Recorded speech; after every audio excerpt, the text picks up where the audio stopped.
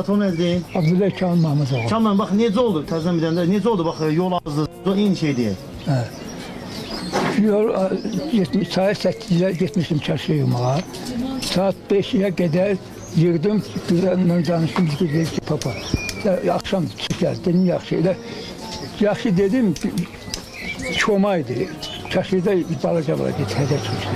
Deməli qoyunda yığır, elə bir yol düşərəm aşağı. Hələ 5-6-nı yığmışdım, yağış duman kəsdi. Nə çıxa bilmədim. Ot da elə deyil, ayağın üstündən də iki qarşı yuxarı çıxar. Həm ot sürüşür, həm yağış. 1 metr elə bir ürək deyirsən, 5 metr dalı edirsən. Ben de özüm çıxa bilmədim, qaldım elə. Ondan sonra yolu azdım, başqasan təhvəl geçmədim. Hep düşdüm yağışlarda.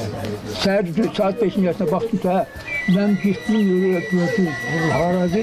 Sonra bir kişi geldi ki, qardaş, yerim sen səhv gəlmişsən. Mələm var, mələnin içindən çək, yuxarıda adı otel. Tabii o kişi dediği yerde de ki, çok edeyi çek, 1 metre gelə bilməli. Sonra polisler geldi. Sonra polisler geldi. Sağ olsunlar polisler de, rəhbərlik də.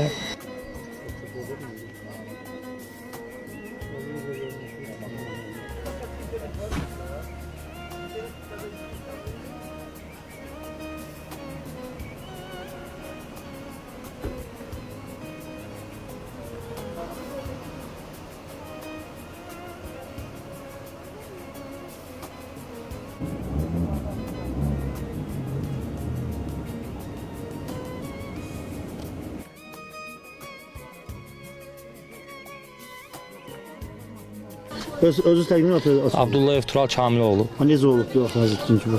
Dünən səhər saatlarında atam meşəyə təbii bitki yığmaq məqsədilə gedib.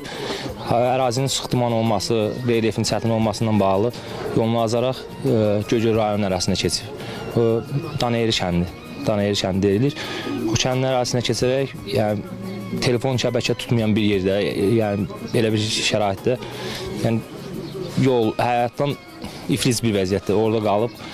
Sağ olsun, yəni Daxili İşlər Nazirliyinin əməkdaşları, Məhəmməd müəllim başda olmaqla Daş Kəsən rayon polis şöbəsinin rəisi, Göygöl rayon polis şöbəsinin əməkdaşları, yəni öz ailələrinə qoyulan hörmətdən hətta artıq qoyaraq səhər saat 6-dan bizlə bərabər, yəni kənd əhalisi ilə bərabər, qonşu ilə, dostla, yəni hamı ilə bir yerdə yəni səfərbər oldular. Fövqəladə Hallar Nazirliyinin əməkdaşları bir yerdə. Şükür, salamatçılıq oldu, heç bir problem yoxdur, səhhəti qaydasındadır. Şükür Allaha, Allahın böyüklüyünə şükür ki, bizim ailədədir, ailənin başçısı kimi üstümüzdən Allah onun